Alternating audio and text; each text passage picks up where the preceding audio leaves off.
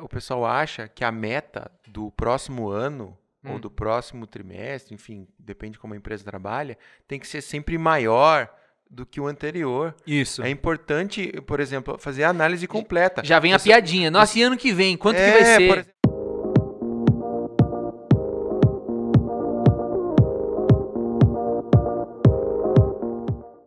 Nossa, agora já tá a meta do ano era 100 mil metros cúbicos. Aí do ano que vem tem que ser 110 mil, né? Pô, 10% e tal. Mas esquece que no ano que vem, por exemplo, vai ter uma mudança da norma que vai dificultar o processo. Sim. Vai ter uma redução de mão player de novo, obra. um player tem novo um no player mercado. novo no mercado. Então, assim, não adianta só olhar o número nu e cru, né? Ah, não é 10% do que o ano passado, E vomitar. então é uma meta fraca, né?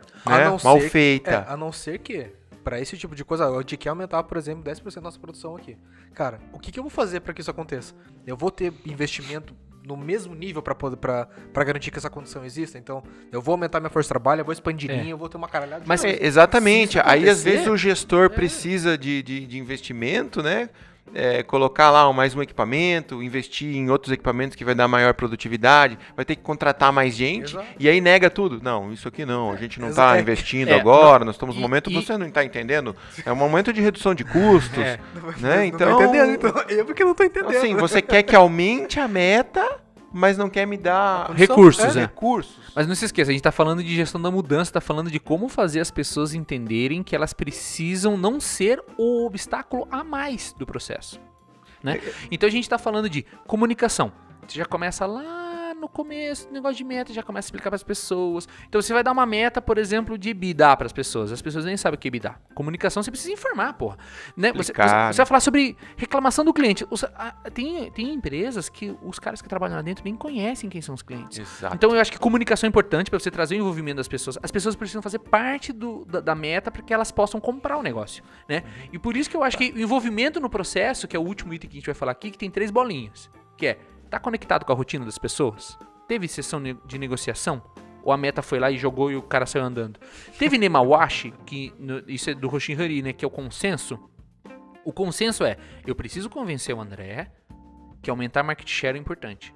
E isso daí muitas vezes é feito através de comunicação, mas também em reuniões de Nemawashi, em reuniões de consenso. Você precisa chegar e bater a real. Se a gente não atingir o market share em tantos por cento, o nosso custo vai chegar a tal ponto que a gente vai fechar. Aí as pessoas entendem por que essa meta é importante. Pare de achar que na sua empresa o que você faz é extremamente complexo, que você não vai conseguir explicar para as pessoas o que é feito, como faz, de onde veio a meta, porque o termo market share explica para as pessoas. Os processos eles são simples. Tem uma frase que eu sempre falo de um general, que é o Patton, que ele fala assim: peça para alguém fazer algo e seja atendido.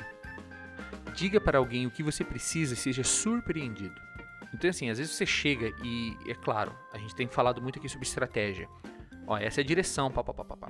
Só que se você robotizar as pessoas ao ponto de que elas não vão contribuir isso com a criatividade, com a inteligência delas, a ponto dessa definição ir até o tático, aí você vai ter meros executores. Você precisa trazer as pessoas para dentro do negócio e elas fazer com que elas entendam, e elas precisam entender a importância de cada um dos objetivos e das metas. Ó, isso aqui é importante por causa disso.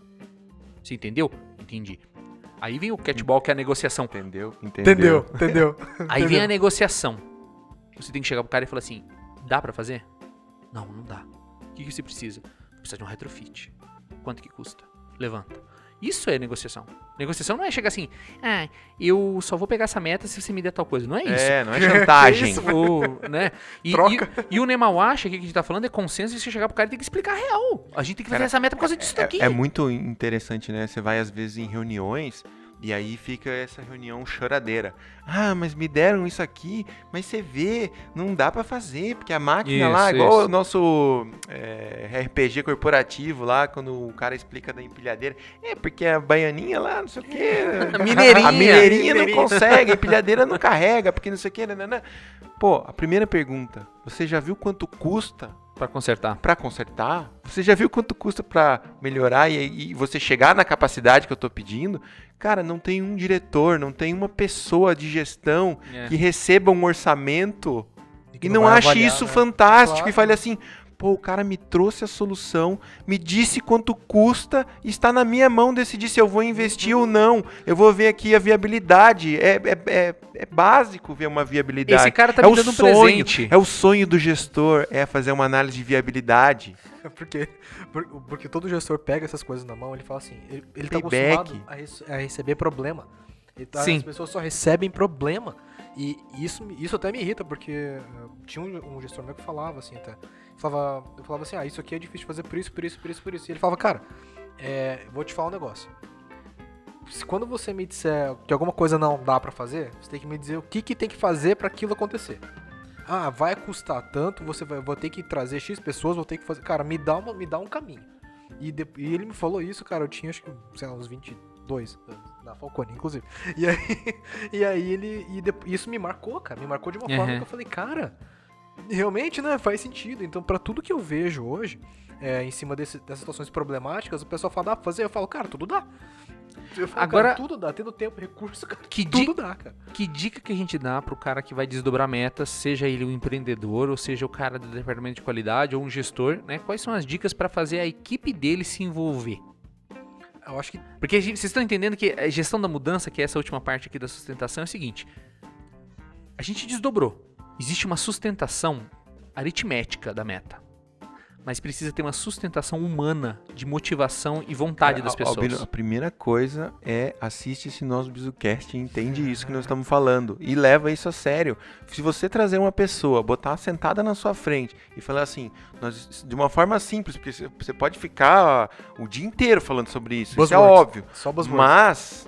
Mas você tem que ter o poder de síntese, faz parte do seu trabalho de gestão, de simplificar tudo aquilo que está na sua cabeça e para passar para o seu colaborador de forma simples e sucinta qual é o planejamento estratégico, trazer para ele a missão e visão, dizer que não é só um quadro na parede, desdobrar, olha, a missão do nosso departamento ou do nosso gerente é isso, e isso gerou isso, que gerou isso, que gerou isso, e nós estamos inseridos aqui. E se a gente bater isso aqui, e o fulano bater isso aqui, nós vamos chegar lá.